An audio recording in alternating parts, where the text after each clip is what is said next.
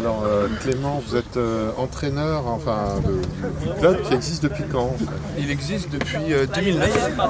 Il a été créé par Julien, un des tout premiers traceurs de Pau, il y a maintenant plus de 10 ans. Alors on dit traceur pour la pratique d'un sport qui s'appelle le parcours. Oui. Expliquez-nous en quoi ça consiste. En fait. Alors le parcours, c'est une discipline qui vise à développer ses capacités motrices. Grossièrement, on prend un point A et un point B, en milieu urbain ou naturel, et on essaye d'aller de ce point A à ce point B le plus rapidement et le plus efficacement possible sans utiliser les chemins conventionnels. Alors donc c'est assez acrobatique,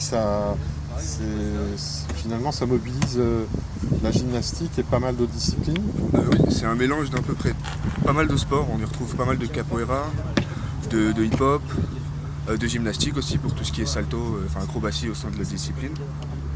Et en même temps, comme il s'agit de se déplacer, on reprend un peu tout ce qui est foot, rugby, judo aussi pour tout ce qui est réception. Donc oui, c'est un mélange un peu de tous les sports. Donc la pratique démarre à quel âge et on peut en faire jusqu'à quel âge aussi? Alors, chez nous, on accueille les participants à partir de 16 ans. 14 ans s'ils sont déjà sportifs. Ça, c'est aux encadrants de juger s'ils peuvent ou non commencer à partir de 14 ans. Et pour ce qui est de jusqu'à quel âge, c'est un sport qui a que 20 ans.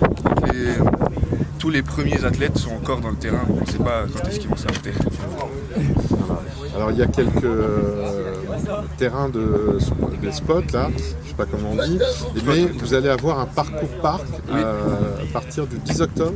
Tout à fait. À partir du 10 octobre 2020, oui, on va aller inaugurer ce parcours parc d'ailleurs, afin de pouvoir développer un peu plus le parcours sur Pau. Et ce parcours parc a été dessiné par un des membres de l'association d'ailleurs. Et c'est une bonne nouvelle pour nous. Il sera où?